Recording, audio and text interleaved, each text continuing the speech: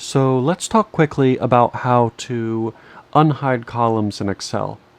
So to unhide a column in Excel, what you want to do is select the columns on either side of the hidden columns, right-click, and click Unhide.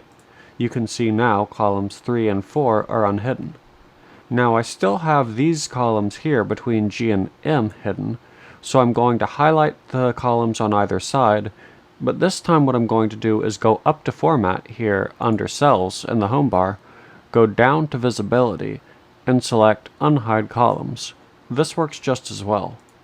Now, if you have column A hidden, what you might be tempted to do is click this arrow, right-click, and click Unhide, which will unhide every column and every row in the spreadsheet. But what you can do instead, if you just want to unhide column A, is highlight column B and drag over to the left to highlight your row headings. This will let you right-click and unhide and get column A back without unhiding any other columns or rows in the spreadsheet. I hope this helps you, and thank you for watching.